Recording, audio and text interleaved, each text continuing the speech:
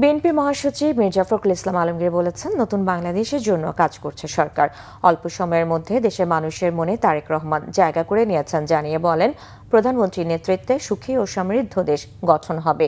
নিয়মের কারণে সিটি কর্পোরেশনগুলোতে প্রশাসক নিয়োগ দেওয়া হয়েছে। অল্প সময়ের মধ্যে সিটি কর্পোরেশন নির্বাচন দেওয়া হবে বলেও জানান মির্জা ফখরুল। আহমেদ সরওয়ারের রিপোর্ট। জাতীয় সংসদ নির্বাচনের পর প্রথমবারের মতো বিএনপি নয়াপল্টন কার্যালয়ে আসেন দলের মহাসচিব ও স্থানীয় সরকার মন্ত্রী মির্জা ফখরুল ইসলাম আলমগীর। সোমবার সকাল 10:30টার দিকে নয়াপল্টন কার্যালয়ে পৌঁছালে দপ্তরের দায়িত্বে থাকা নেতৃবৃন্দ তাকে ফুল দিয়ে স্বাগত জানান।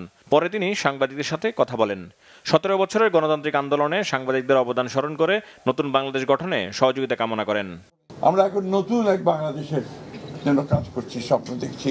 আমাদের নেতা, আমাদের তরুণ নেতা, আমাদের দলের চেয়ারম্যান এবং বর্তমান প্রধানমন্ত্রী তারেক রহমান সাহেবের নেতৃত্বে এবং অতি অল্প সময়ের মধ্যেই তিনি যে দেশের মানুষের মধ্যে যে একটা অবস্থান করে নিয়েছেন, যে তিনি কাজ করে শুরু করেছেন এবং কাজ করবেন এবং তার বিভিন্ন কর্মপদ্ধতিতে সেটাই প্রমাণিত হচ্ছে। এই সরকার, যে সরকার গঠন করা হয়েছে তার নেতৃত্বে, সেই সরকার সফল হবে বাংলাদেশকে তার ইচ্ছিত লক্ষ্যে নিয়ে যেতে এবং সত্যিকার অর্থেই একটা সুখী সমৃদ্ধ বাংলাদেশ গড়ে তুলবে। কথা বলেন সিটি কর্পোরেশনগুলোতে নতুন করে প্রশাসক নিয়োগ এবং সংসদের নারী আসনের মনোনয়ন নিয়ে।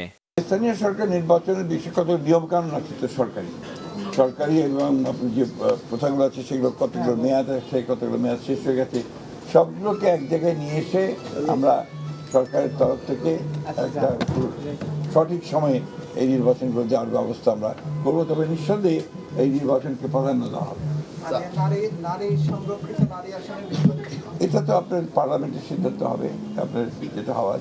বিভিন্ন জায়গায় আওয়ামী লীগের অফিস খোলার প্রসঙ্গে এক প্রশ্নের জবাবে মির্জা ফখরুল বলেন, আওয়ামী লীগের কার্যক্রম এখনো নিষিদ্ধ। এটা আমরা চাইনি এবং আমরা যেহেতু আপনার আইনগতভাবে বলা আছে যে তাদের কার্যক্রম নিষিদ্ধ। আহমেদ সরওয়ার, বাংলা ভিশন, ঢাকা।